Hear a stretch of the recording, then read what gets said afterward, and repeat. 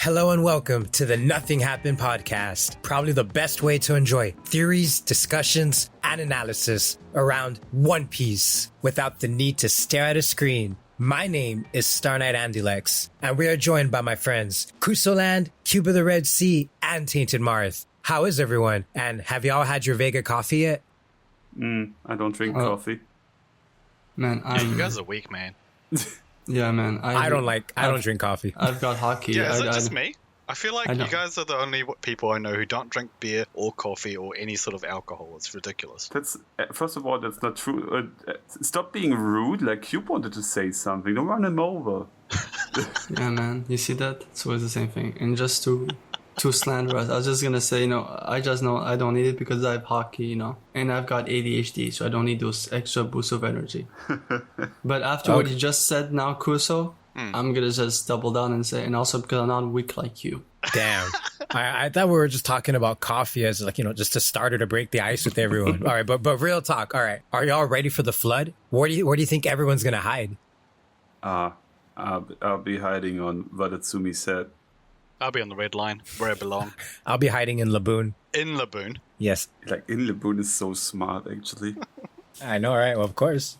Like, I was just joking around. No, dude, I would be hiding in the Skylands. Come on, man. Do you think Laboon is bigger than Noah? No. Noah's bigger than Laboon? Yeah, definitely. Yeah, I think Laboon is significantly smaller than Noah. Mm-hmm. Oh, okay. I mean, island weights are pretty big, but I think the Noah is really, really massive. Don't forget, the only thing that was like relatively close to the height of the Noah, the size of it, seems to be the Sea Kings, who are massive. So if you compare to Laboon, I think Laboon, like, maybe they're almost about the same height, the same size, maybe. Yeah, I look at it from this perspective. Like, Luffy took the mast of the ship, right, and rammed it into the Laboon's eye. Into the eye? Wow. Didn't he? No, it was into the blowhole, I think. Mm-hmm. Was it a blowhole? I mean, if it was in the eye, it would be blind, right? I don't know. Like, man, I'm a fraud, I guess. But yeah, he wrapped it into somewhere, and you still were able to see the mast, and the Mary is really, really small. So the Laboon is big, but probably not that big. To everyone who's listening, and it's like, Nah, Laboon's definitely bigger than a Noah, or same size. No, you guys are wrong. So I'm gonna need like a size by size comparison to be convinced. Actually, I know he's bigger than the Kraken. So I just checked. The Laboon is only 400 meters tall, which is almost nothing. So definitely, and the Noah's Ark is half the size of Fishman Island. It's definitely much bigger. Yeah. All right. Is he 400 meters tall or long? But Laboon's not fully grown yet. He could get bigger, right? True. I mean, dude, it's been 50 years. How much more bigger can he get? But I mean, I do think he could get bigger, but just for me, I think Noah's Ark, the fact that it's also half the size of Fishman Island, that is a huge island, Yeah, for sure. Well, it is possible for Laboon to get bigger. Like, we've seen that creatures from Long Ring, Long Land, those things are long. But I wouldn't know how. It would have to be Luffy, like, influencing him somehow. But yeah, I don't see them meeting each other till the end.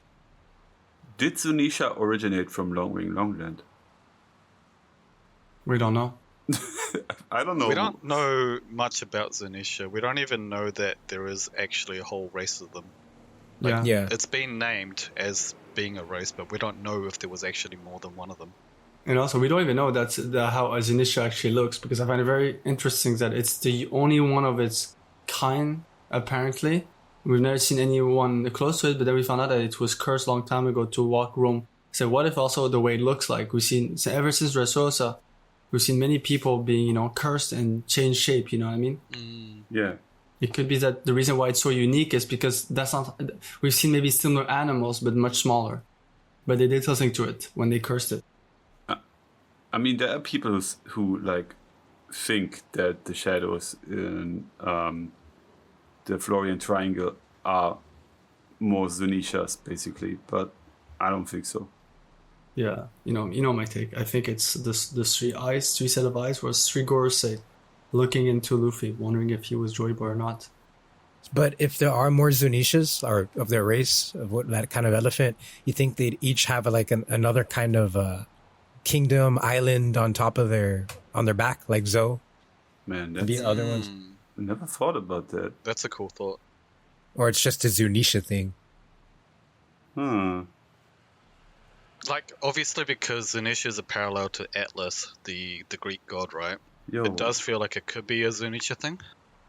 But what if the elephants, like, what if the flood is really a thing that occurs so and so many years every time, and the elephants are like a means to transport the people across the surface while the floods are happening?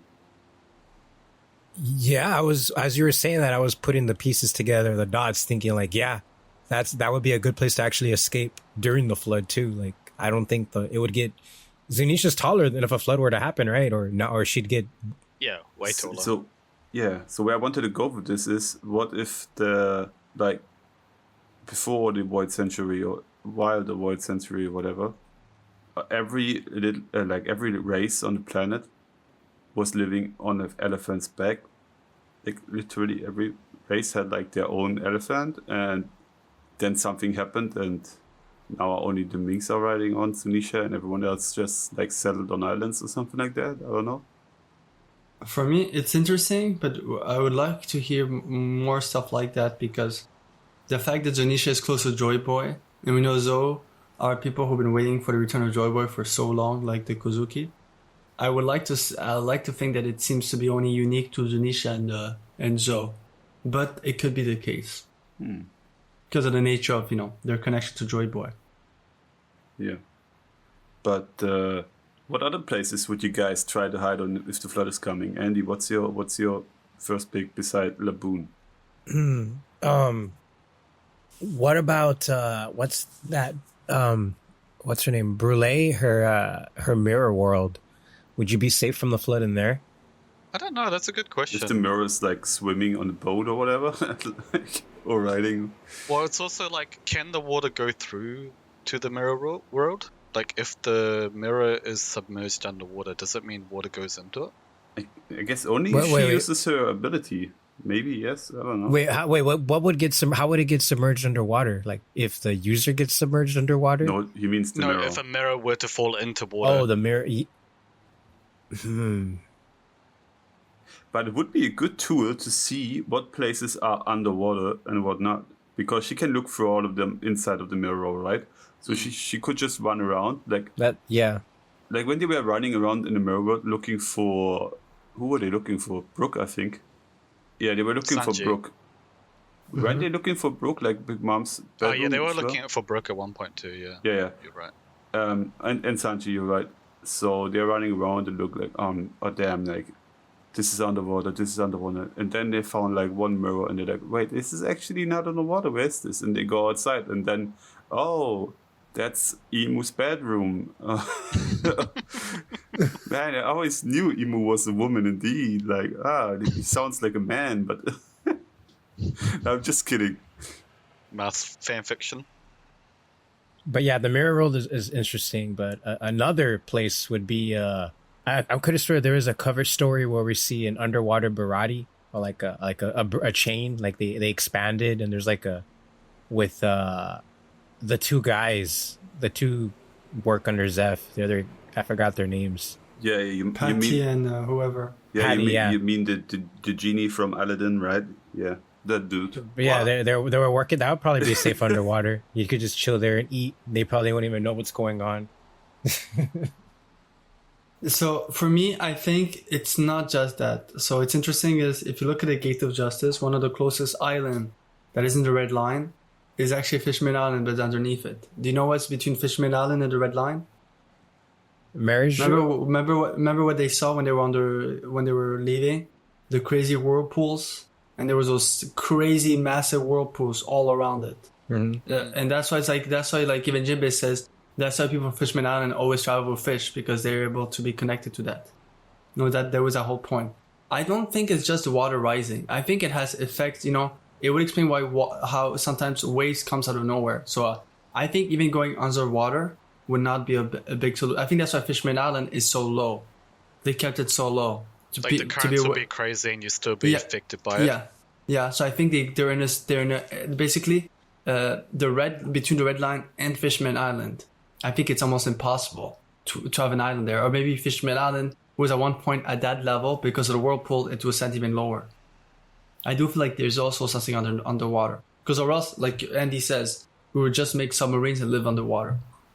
So you mean basically that big like cave entrance like thing where they live underneath Marie Joas, right? Underneath the red line. That's what you mean? Okay, yeah. Yeah. Probably we could see something like also affecting it. That's what I say. Fishman Island, the Skylands, guys, I think it's one of the best solutions. I think that's why they built the Skylands. Actually makes sense if you think about it. So you think all Sky Islands are like scientifically created? I would not say all of them, but I think that there's quite a certain number of them. Because I always tell, it's very interesting how Jaya was sent just after Nolan and that king reached out to Marijoa to go back there, and they were granted a permission. And then when they arrived there, the island's already sent to the sky. The opposite of the Andalusia attack, So I do feel like there's at least some islands where they've done it in the past. What is it? The sky clouds? What are they called? The White clouds? Ocean or something? White clouds? White clouds? White Sea. The Milky Way, the Milky Road, the Milky... Yeah, all of that stuff. Are they made naturally? Or Power does someone blowing. actually have to make those? Pyroblowing. It's basically almost the same way of they do Karuseki sea stone. Yeah, it's they do have parablowing in it, which is what allows people to float. But like, is it naturally occurring, or does someone insert parablowing into the clouds to be able to be floatable? No, we don't know much. The thing that was said in Skypia was that it's just a compressor parablowing. He didn't really explain the whole process. He just explained how is a sky island meant to be. He doesn't really say, We don't know the difference between what to do, how to create Karuseki compared to white clouds. Didn't they say somewhere that like the pyroblowing comes from like volcanic eruptions or something like that, or was it just in my head? No, that is a thing. Yeah. Oh yeah. Yeah.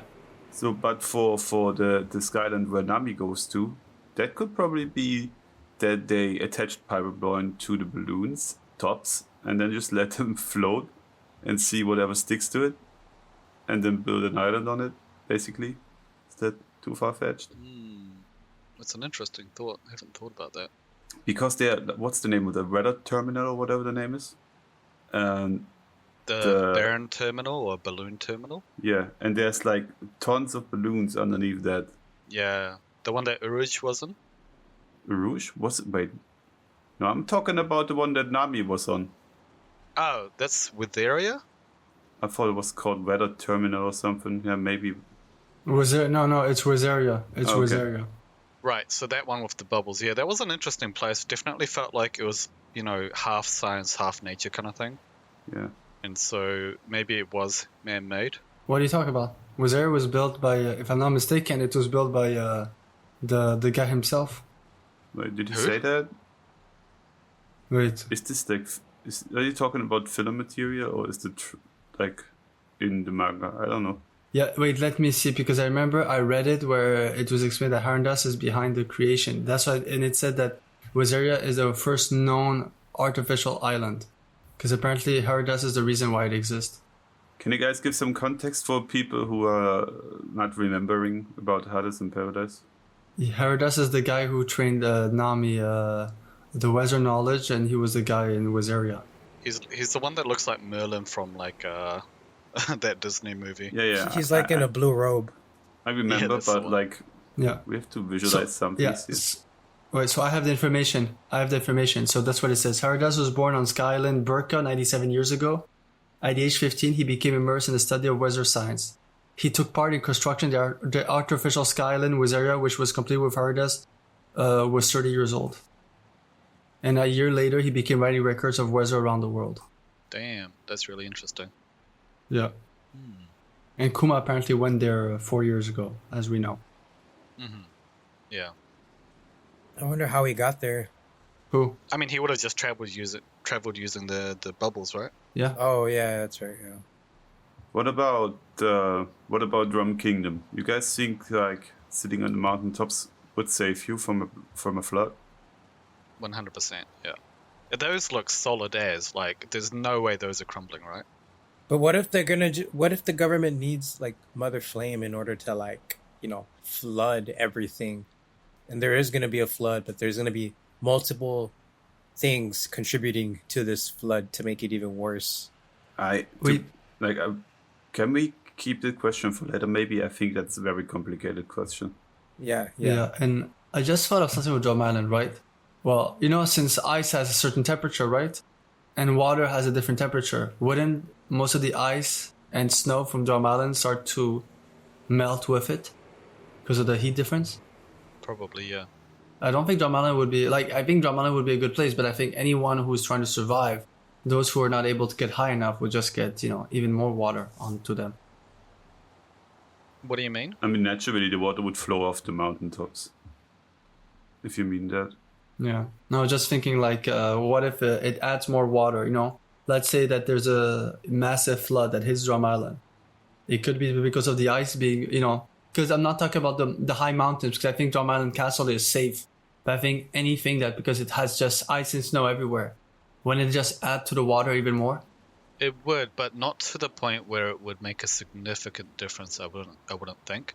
Like, if you compare the size of Drum Island to the whole of the world, that much ice melting is insignificant, I think. But you're definitely making a good point.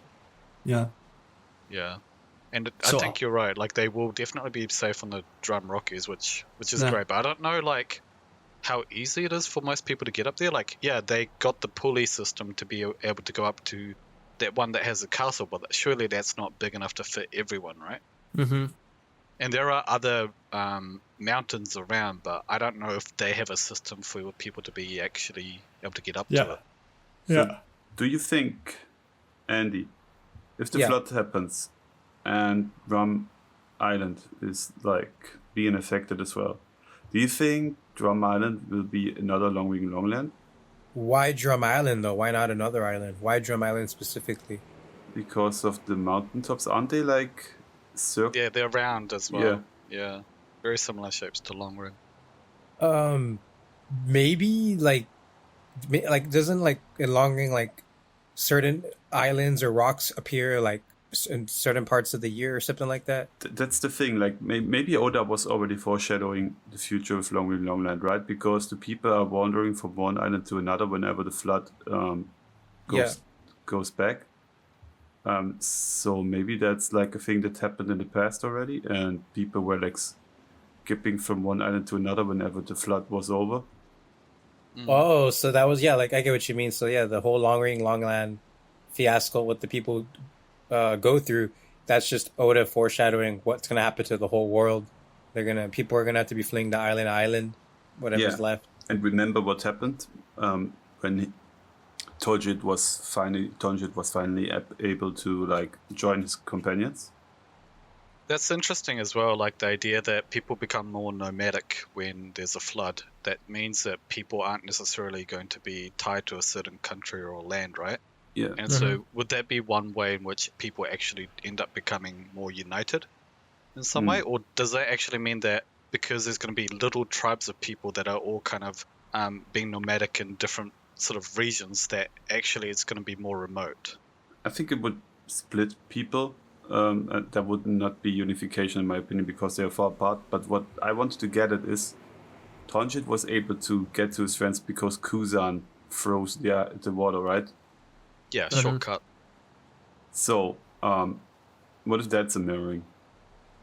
Oh, some sort of ice ability that just freezes the whole thing so it becomes one whole frozen continent? No, more he's saying that's what Oda's trying to say, is that the world, there's this whole thing every time, if you think throughout this, every 5 years, there's a storyline where someone wants to connect the world together. Laboon destroying Reverse Mountain. To Kill a Wolf, supposed to be a bridge that unites the entire world. He's basically saying that what if basically this flooding or this ice is a foreshadowing of how the world will unite, become one. Well, I'm mistaken, Marv, but I think that's how I got it. Yeah, in a way, I think that maybe we will have similar scene in the future where people need to get from one island to another while the big flood is happening, and then some ice power is being used either by scientific means or by Kusan or whoever. Brooke. Yeah, In my upcoming video, which will be out before this podcast, so it's gonna be fine. I talk about that maybe at one point the planet of the One Piece world was not rotating, or just rotating in a horizontal manner, so that the upper half of the planet was completely plunged into fire and heat because it was always facing to the sun, while the lower half of the planet was always in ice and darkness, and the red line was basically in between. So basically Punk Hazard. Yes. I'm about to bring up something very interesting. So I have a question. Let's say the flooding happens, right? And the world is flooded. How do you guys think, what do you think the people will start naming the ocean, since it's going to become one ocean? The all blue? Exactly. That's how I was going to bring it up. And the fact that Sanji's lineage makes it even more interesting. What do you guys, and because the all blue is one of those things that's basically every time they talk about it, the few times they talk about it, they always say the same thing. I am very curious on where the all blue ever came from, because I think it's connected to the flooding. Like someone who knew about the flooding and he was predicting the all blue. Man, if that is the thing, because I think you're onto something, but if that is the thing, Sanji is a completely miserable and tragic character, because the moment his dream becomes true, it's like one of the biggest catastrophes in the entire world. The poor guy, man. So do you think the legend of All Blue actually predates the Red Line? Because if you think about it, if the Red Line still exists, then there cannot be an All Blue. It's always going to be separated by the Red Line, right? Mm-hmm. So for there to be actually an All Blue, it needs to actually be destroyed. Yeah, I think if there's a prophecy, I think the All Blue is part of that prophecy. I think they saw how the world would be in the All Blue. That's why they start naming it. And for some people, it became a dream to reach that point. Maybe it's a prophecy, because the thing I was thought of is, it seems that it's positive, the All Blue. What if basically to reach the All Blue, there's a lot of stuff, but if you surpass that, it's like you've reached paradise, a place where everyone can live in an utopia. I'm wondering if basically a lot of the dreams we've been seeing it, like Big Mom and Sanji's dream, is one dream. They're just explained different ways. You can only have an utopia once the All Blue is made, and then even more. You can only make Nami's dream achievable, making a full map of the world after the flooding has, like, basically some people have realized we can't stop the flooding, so they've adapted to that. They've hoped for a better outcome. Like, I agree that the All Blue in a way does unite everyone with one ocean that connects everyone, but at the same time, an island by design is isolating, right? And so in a way, people are going to be on their individual islands, whether it be on a mobile island like a Zunisha or like a Water 7, or even in the Sky Islands. But like, it still doesn't change the fact that it's going to make people feel even more remote and even more secluded and even more separated. And so I feel like thematically, it doesn't, the flood actually isn't like a positive thing, it still is something that separates us, even though, yes, like, will be connected by a single ocean. It's just in the Barache and in the Whole Cake, which is interesting, the two arcs that connect to Sanji. When they talk about Big Mom's dream and Sanji's dream, there's synonyms of utopia every time. Sanji talks about how all creatures live in peace, travel the sea in peace. That's a place where anyone could get any type of fish. And then Big Mom wants to create a world where it's an utopia, where people can, be who they want to be without being persecuted. That's why it's weird, but they talk about this, this prosperous future in a way. Yeah, and I'm wondering if maybe... I agree, but like, for that same thing to happen, you could just remove the Red Line, and that would be the same thing, but with more inhabitable space for people, right? Because like, most of the people in the world of One Piece live on land, and so if you flood like 90% of the landmass, then there's not going to be enough space. There's not going to be enough resources or anything in order for people to be in a utopia, like in a place that is described as a utopia, right? And so, like, I feel like I agree that, yeah, of course, it would unite people, but at the same time, we could have the same thing, but better if just the Red Line is removed from the equation. Yeah, And what I was saying is more like, that's why I use the word prophecy.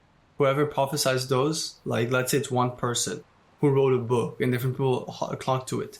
I think he saw something more than what we're seeing. That it's not as, just the water is flooded, there's no more land. I think there's something that happens, Maybe there's a land that no one can see or something like that, or something will be created from that. Or maybe with the flooding, somehow a lot of the islands will crash into one another, right? And then suddenly they become one massive new landmass together. That's what I was saying. The maybe other there's option is that it could recede as well, right? Because the god also described it as a cleansing, and that makes it feel like it's not something that's permanent necessarily. Like it feels like it's something that like comes up and then comes back down almost. Mm-hmm. Yeah, I feel like the flood that's been mentioned wasn't the first one. It's already happened multiple times. So do you think society that by design it is meant to recede? Like, is that the Gorosei's plan, you think? Or do you think the plan of the Gorosei is to keep it flooded? Yeah, oh yeah, they want to just wipe everything out, cleanse it, to restart. Like, just exactly like the whole thing from the Bible. Like, God wanted to reset everything. He didn't like how humanity was evolving with, well, depending on what Bible, where you're reading. But yeah, pretty much, yeah, they want to reset. And yeah, Noah was there too. I think it's the opposite. I think they want to stop it. Because this could explain why Saturn is saying that human evolution has reached his peak. Because think about it. If humans are the reasons why, it does seem to be the case, they're the reason why this and this. If Saturn does want them for their demise, wouldn't he just let them do what they want to do and live in marriage? I feel like it's basically this thing of insanity. People are doing different stuff over and over again, and every 100 years the water rises more and more and more. And the Gorosei, instead of leading by example, they oppress. They make sure that they can reach that point. Because or else there would be no reason for them 800 years ago to flee to the Red Line, take over the Red Line for the Lunarians, and all of those stuff.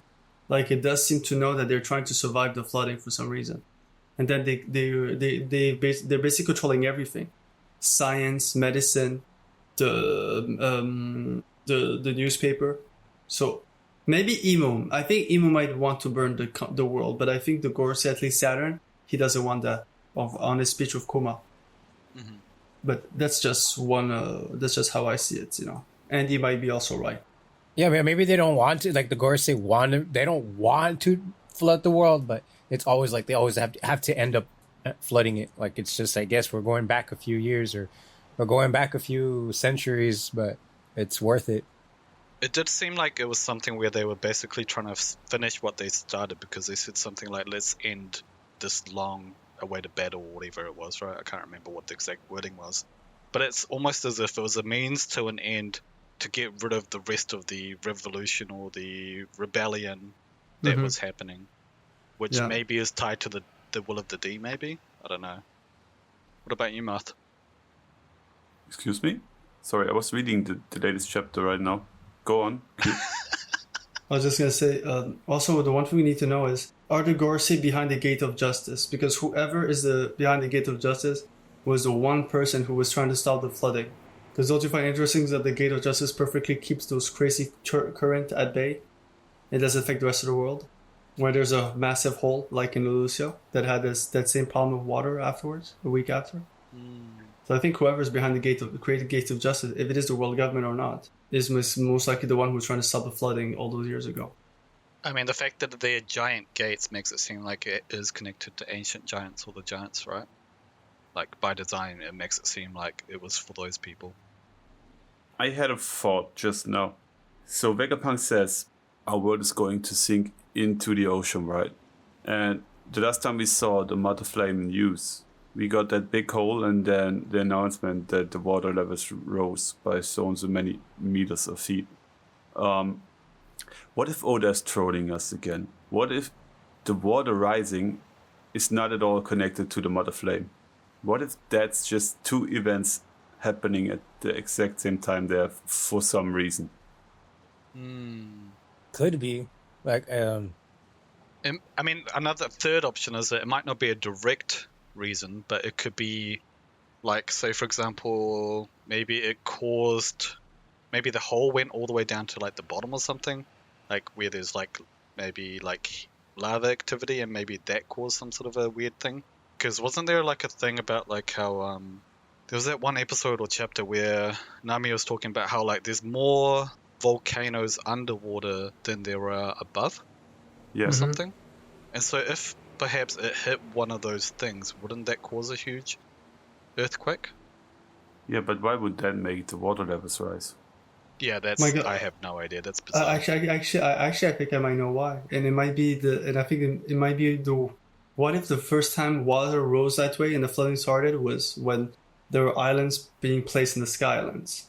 There's this logic thing of when you're in your bath, right, and when you were a kid, you're playing with your toys, and you would drop the biggest toy you have into the water. What would happen? It would affect how the water is, right? What if it's because the thing with the Lucia attack wasn't just the muzzle flame attack; it removed an entire island from that hole. What if basically, and let's say in the world back then, there were 10 islands that was located to one to another, and they were sent, because I say that because in Strong World, that's what Shiki did. He took a set of islands that were connected or next to one another and made his own sky islands in the sky. I'm wondering if that could be the reason. Losing that gravity pull, that magnetic pull that some islands have, it would affect how, the water would react to it, Also, Like if there's a void somewhere. Another thing is proof that there's been a flood before in the past is Impel Down isn't like the lowest level underwater. What if that's where it originated from, and that's where the surface was at one point, and now it's all underwater? Yeah, for sure, that totally makes sense. Yeah. Yeah. You've ever seen the? Here's something I don't actually understand, and maybe I'm a complete moron. How does a worldwide flood actually work? Like, where does all this water actually come from? Because if it's worldwide, that means that water levels rise everywhere, right? Not just in certain points. I have two opinions on that. Okay. Like, idea one is that the water is coming from the inside of the planet. Idea two is that there might be, in fact, some fruit user that has the power to create water. Or some power, like, doesn't necessarily have to be a fruit user, but maybe an ancient machine. Or, actually, yeah, that's probably the best thing. An ancient machine somewhere under the ocean that produces water out of whatever. I mean, that's an interesting one, because does it create it? Do you think it would create it from a different dimension or out of nothing? Because if it's out of nothing, then it's, like if you watch Fullmetal Alchemist, there's a whole thing about like equal trade kind of thing, right? Yeah. And so then it's no longer science. It's just magic at that point. No, then it becomes a question of, does the One Piece world have actual magic in it?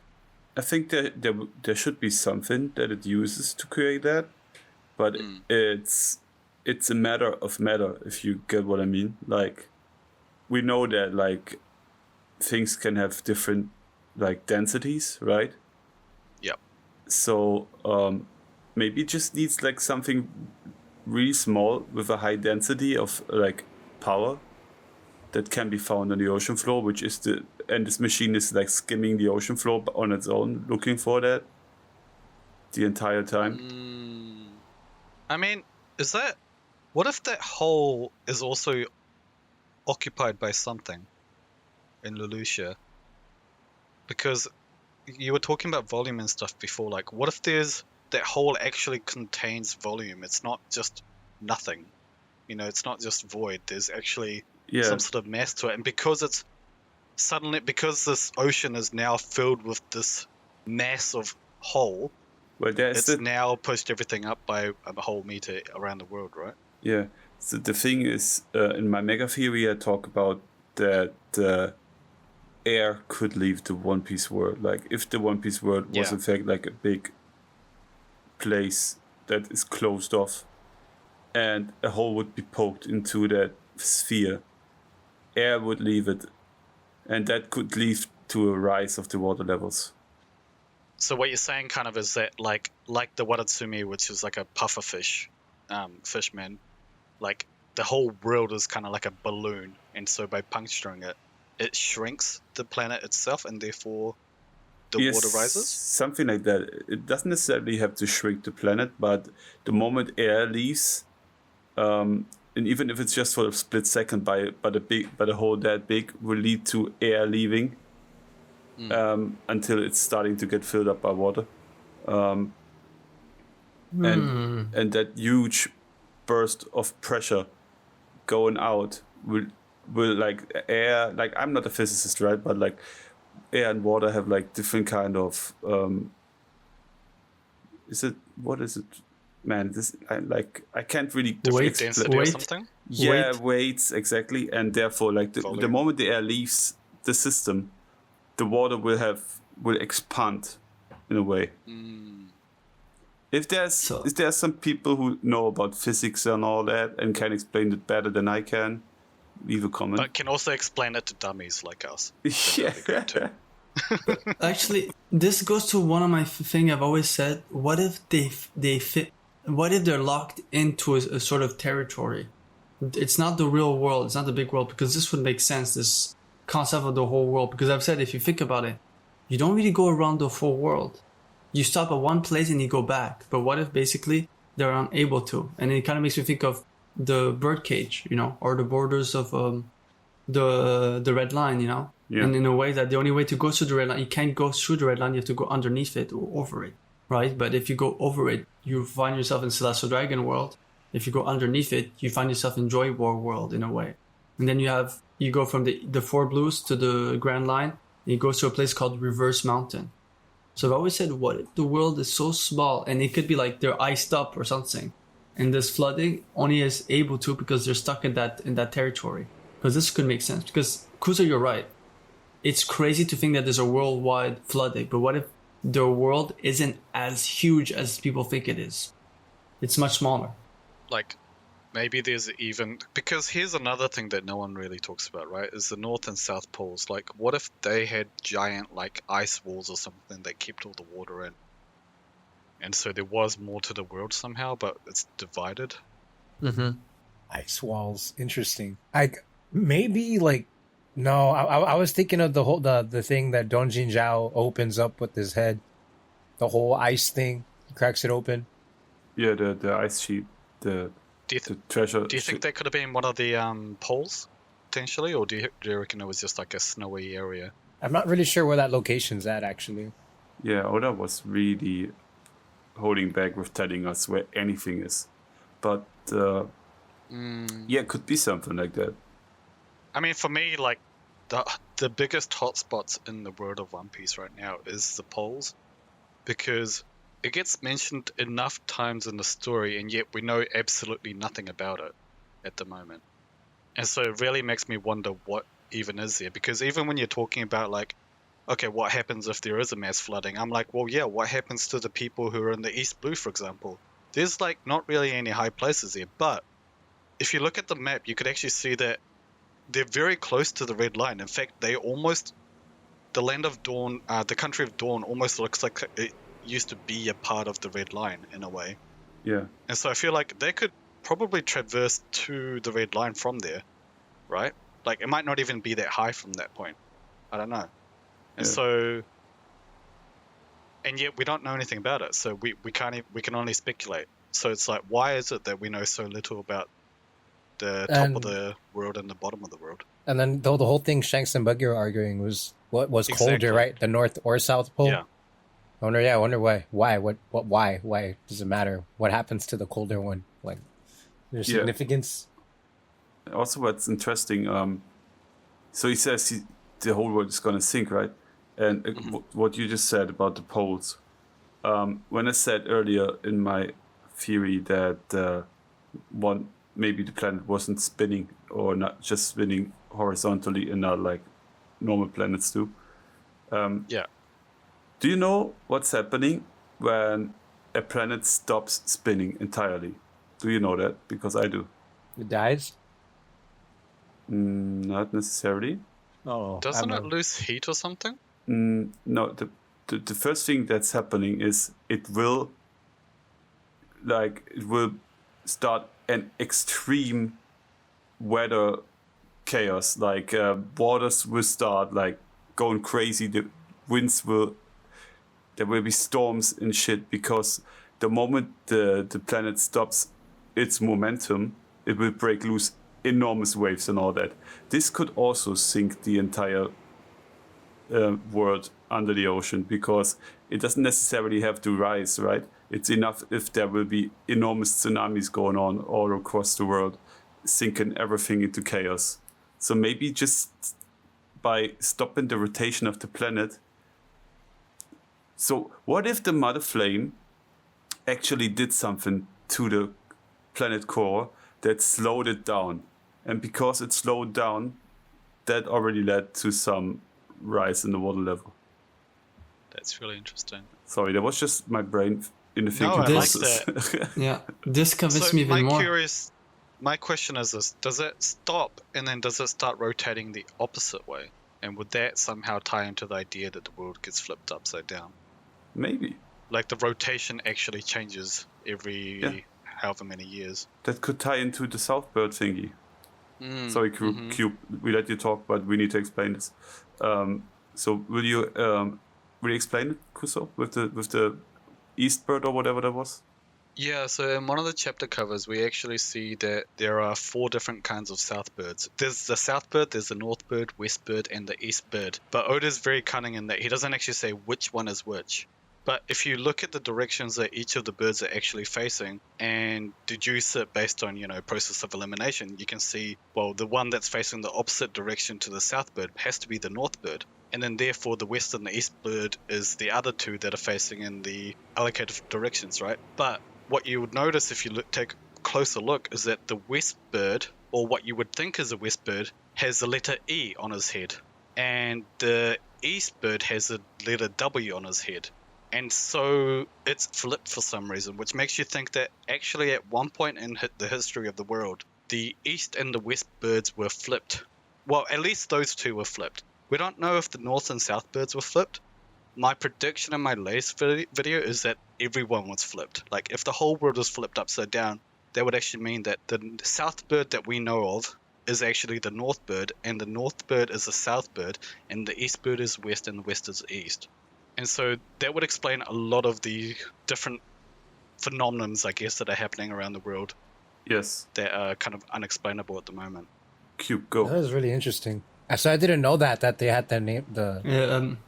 I might have because I have something on it actually as well. So I'm gonna jump in. I think it's more, there's something that if you look in the SBS where Oda talks about the Southbird, he basically explains that the Southbirds are naturally inhabited to Shandora, that there's a natural flock with it. And I'm wondering if the reason why they're, like what Kuzo is saying is not because of like the world's off their axis. Like back then in Ancient Kingdom, they were flocks of certain places in the Ancient Kingdom. And when some of them like parted ways, because we do believe that it has to be a huge continent that broke apart, that they're still looking. They have that natural Viva card into them. So they're always connected. And I always thought, like, what if one of them is an inhabitant of Laftel? That was one of my ideas. Because they're looking in a specific direction, and we know that the one of the Southbird one actually connects back to the Skyland, Shandora, that is the northest place on this earth. 10,000 meters in the sky. Wait. Explain that again. How is it the most north place in the world? Because it's in the sky. I don't think because something is in the sky makes it being north. I mean, the thing is called Southbird. It was found in the south, right? Underneath the thing, and it went up, and it went back home in a way. That's why I say, like, it might be like as simple as, that they're naturally still connected to those places, even if they moved. A natural river card. Yeah, but even if it flies upwards and the Sky Island is above Jaya, it will still be in the south. Because if what you said was right, then the Sky Island would have traveled across the whole world to the north of the planet. But didn't the Southbird do south to north to reach to the direction I'm talking about? He was down, he went up. No, Southbirds can still fly into all directions, but they will just look into the other one. Yeah. Okay, I always assume that, if someone flies from like down and goes up, it would be like going from south to north. That's why. No. For me, it would be only logical. That's why. That's why for me, I always feel like they're more connected to the axis, because I've said this. I don't think it's their planet. I don't think this is Earth. they're in a different planet or a different world. And I think that's why what you guys are talking makes sense. Because also, you didn't say Mark, but it also explains why time doesn't make sense in One Piece. Because you know what happens when a planet loses its speed or even doesn't move anymore? Time, a day could become, I think, years very easily. I think you have that with Jupiter. Jupiter basically spins not that much, and because of that, the time difference is much more different. I think it's like, wait, let me check. I mean, but if it's based on how you said it, Matt, it would actually be more like there'll be a region where it's just always day, and then there'll be a region that's always night. There's right? always night, yeah. But Yeah. I think you're mixing up.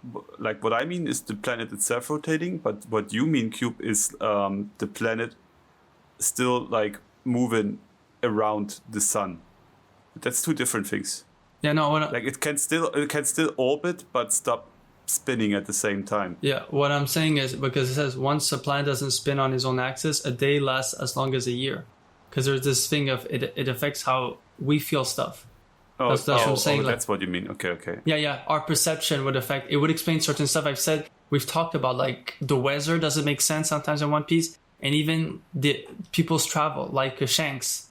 Remember the way he came so fast to Marineford, and the way they reacted to that he was too far away? That could make sense what you guys are talking about.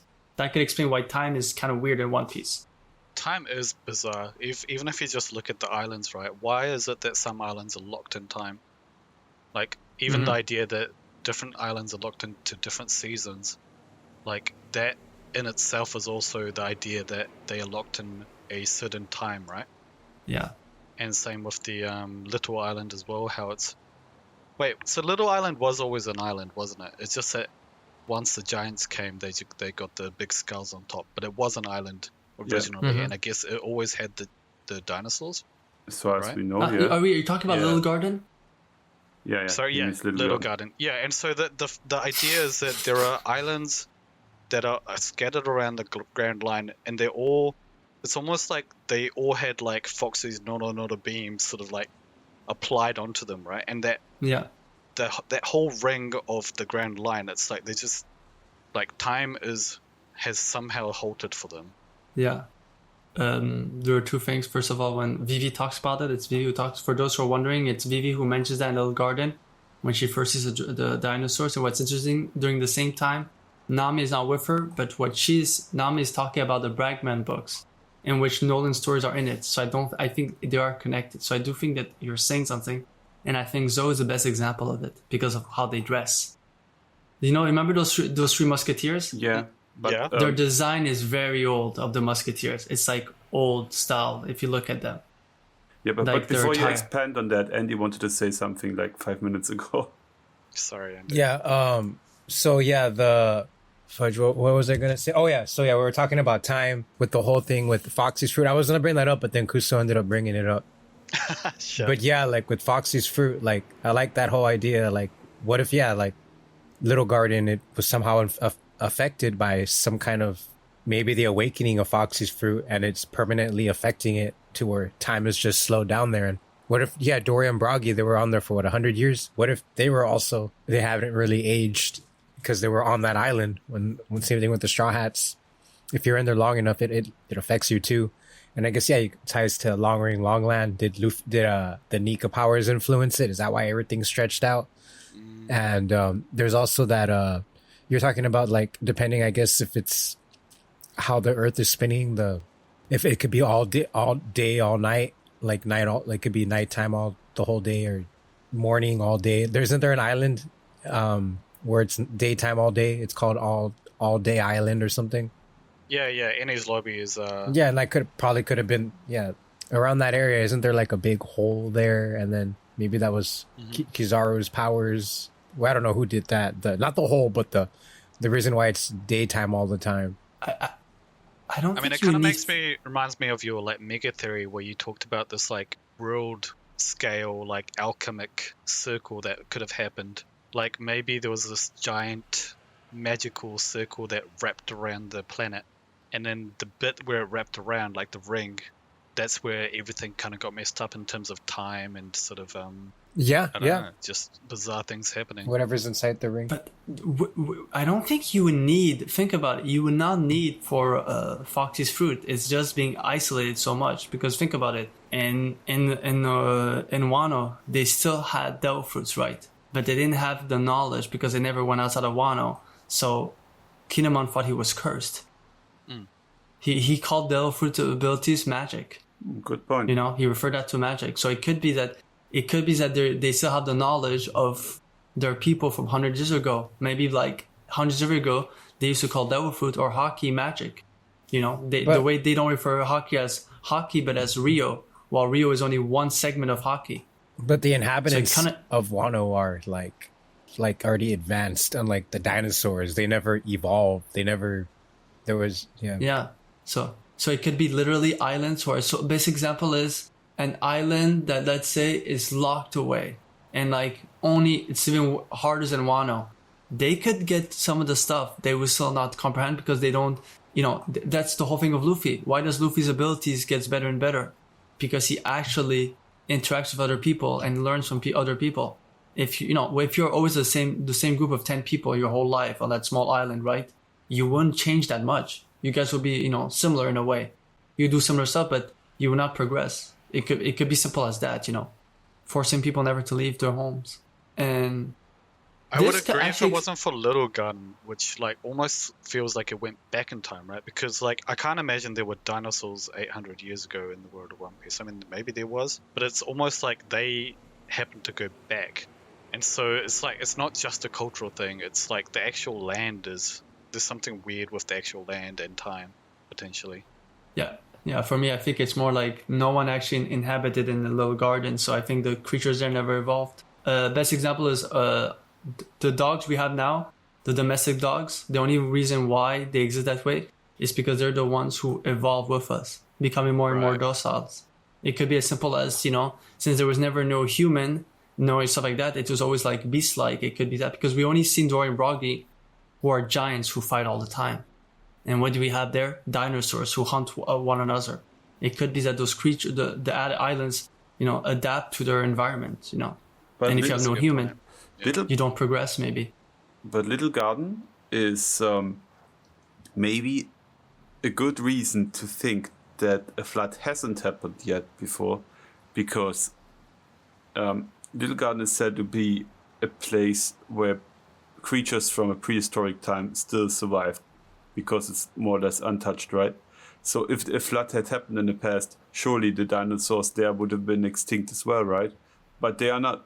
That's true. So maybe it happened once already, and somehow some dinosaurs survived, maybe because they were on some ark or whatever, and then they got like replanted, so to say, on that island where they could naturally roam again. Or there would have never been a flood at all before that. But that begs the question, why people already built the Ark Noah then, right? Because they know it would happen at some day. Mm-hmm. Yeah. Marv, you might be onto something. What if it's because of Alabasta? Because one of the closest islands to Little Guard, obviously there's Drum Island that's iced up, but then you have Alabasta that has a huge desert. And we know what happened to desert. It's water being evaporated. What if one of the ways for Alabasta to survive, and they knew about the flooding, is they found a way to basically turn the sea into a desert? And maybe that would explain, like, maybe certain islands, and that's... so, like, Whiskey Peak, Little Garden, Drum Island might have been spared because there was no water, They got rid of it. It was just a thought. But how did he get rid of the ocean around the island? Yeah, and I'm saying that the reason maybe there's such a the desert in Alabasta might be connected, The transformation to that desert might have, limit, the damage. My idea, it's just a thought. Yeah, it's just a thought. Yeah, it just came in. It's definitely a thought. Like, I have another idea. We got the legend of Oars, the island puller.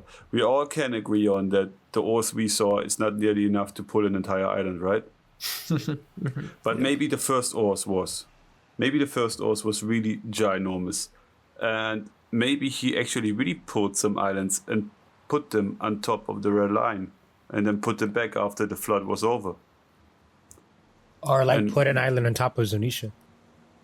Or something like that. And that's why like Little Garden is still the same way it was back then. Also, I have another one, since you guys are deep in thought by the amazing things I say.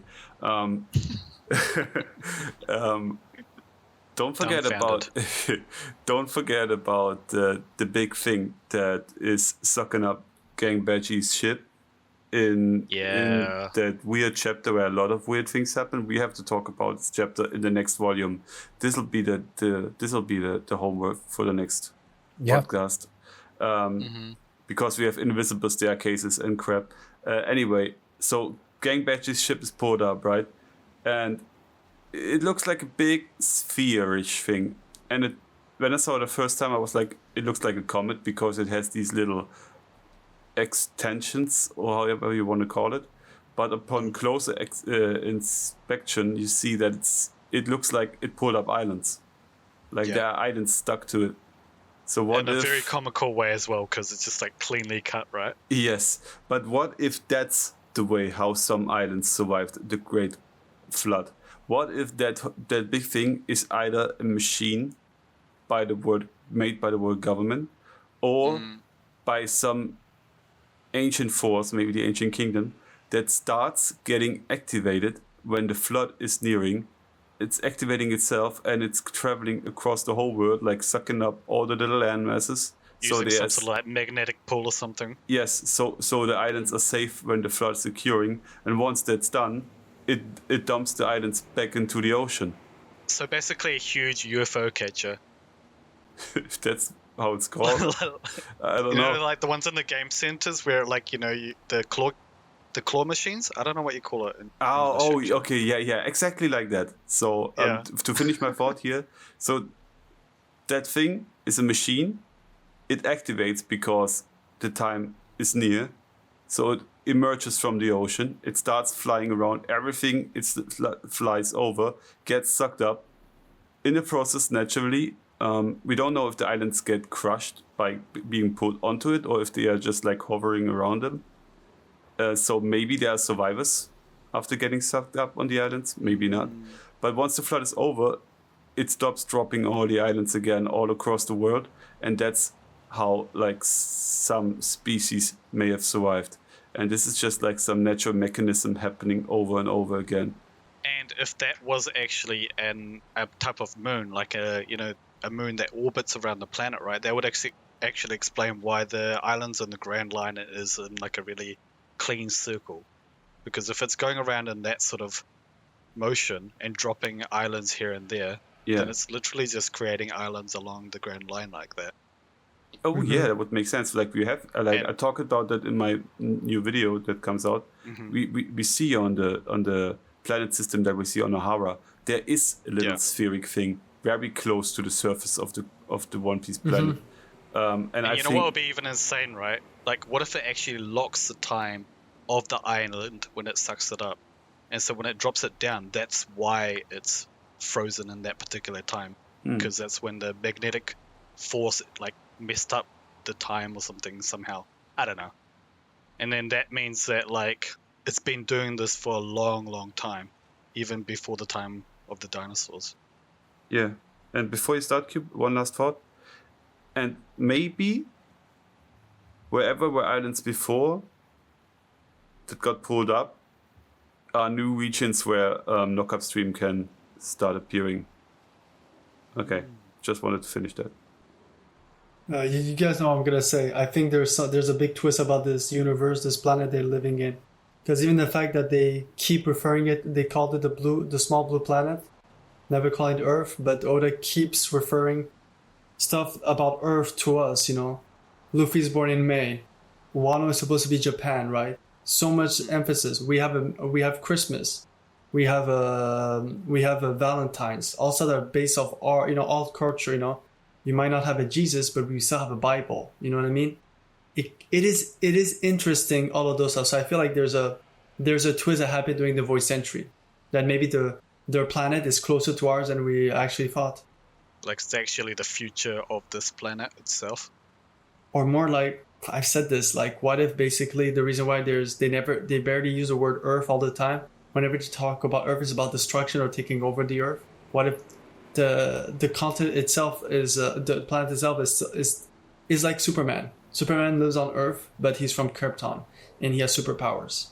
Like, it could be similar to that, because this would explain why Oda keeps referring to birthdays all the time and giving them May and stuff like that, or even the names of the Gorosei.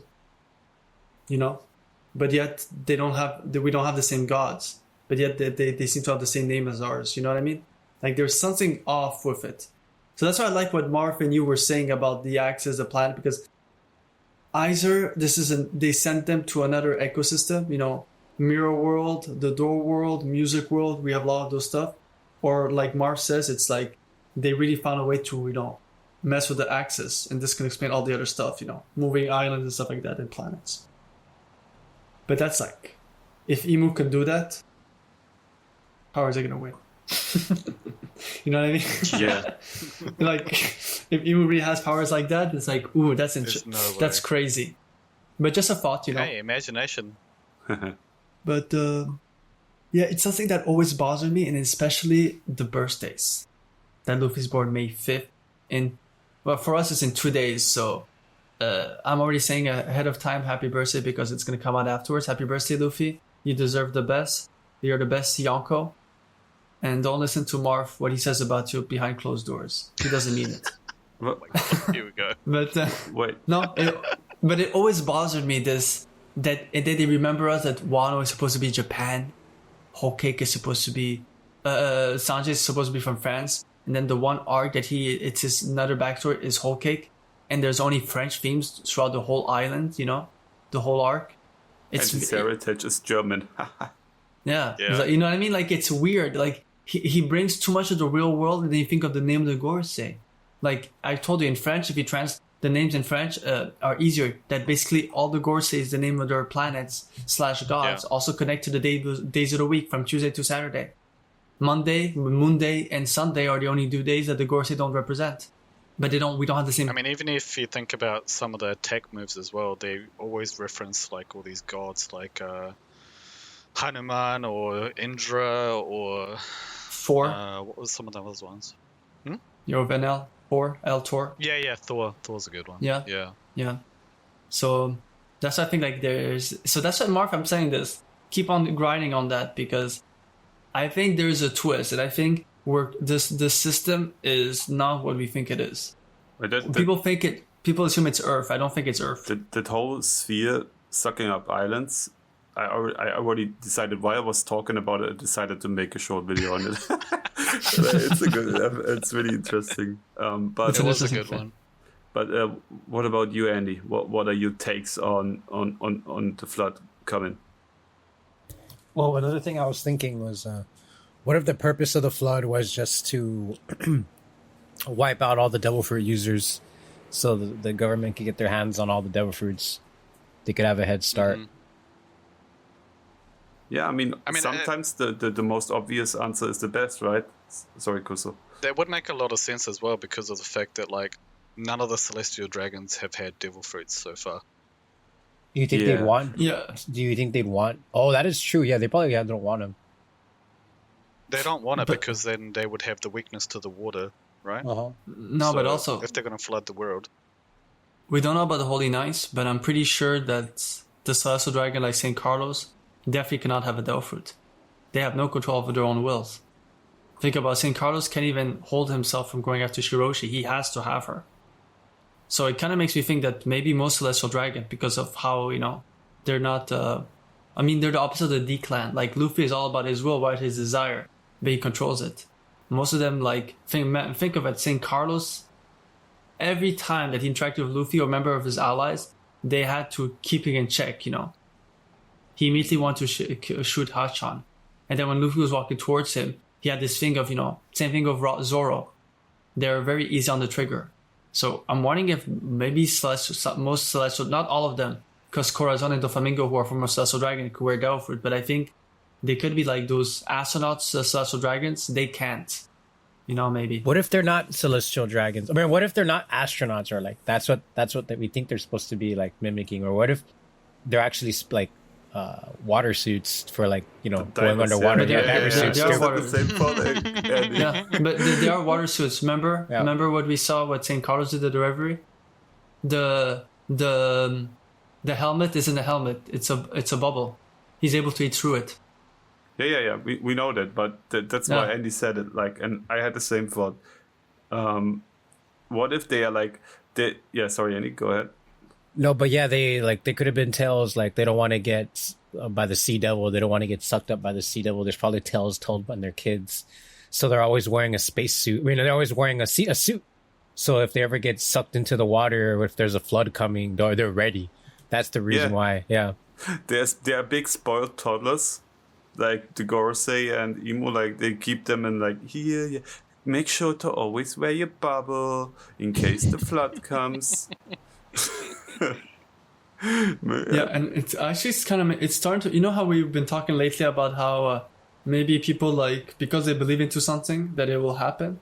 I'm wondering if it could be part of their propaganda. The only reason why Rosegard aged up is because he realized that once his helmet was gone, he would age up. Because I do feel like it must be connected, because he broke his helmet or his bubble, and the next time we saw him, he aged 10 years. I'm wondering if it's more like mental than physical. Stress. Because I compared it with Kobe. Think about it. Kobe, it's something interesting. Kobe wanted so much to be like Luffy, right? At the get-go. And the next time he sees him in his lobby, how does he look like? Not only did he matured, he has a body type similar to Luffy.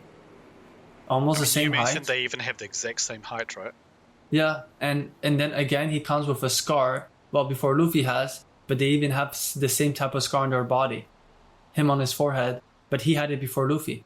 And then Luffy on his body, So I'm wondering if maybe like the Celestial Dragon side is, like you guys saying, there's an importance in them wearing those suits. And it could be connected, What if they told them, as long as you have those suits, you will never die. You won't die of the flooding or anything, right? And then Rosegard, next time we see him, he ages 10 years. I mean, he ages a lot in 10 years compared to he has a beard and everything, if I'm not For mistaken. sure. He seems He a looks lot like- more human. Yeah, he looks like a Marth when he's having a bad day. Yo, what did I do today? I I can don't know. actually see that, yeah.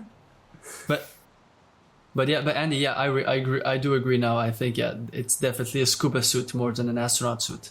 But yeah, I'm pretty sure there's I don't know if that's the tale with the whole thing with Davy Jones or whatever. With like they said that the sea devil is gonna suck you up into. There's like a tale they would tell. I'm pretty sure that's in the story.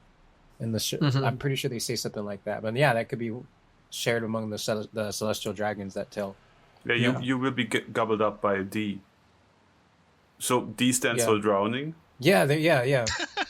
Yeah, of course, yeah. the Drowning Clan. Yeah. Monkey You never heard of them? drowning Luffy. The Drowning Clan. That's why Luffy It's always so drowns. lame.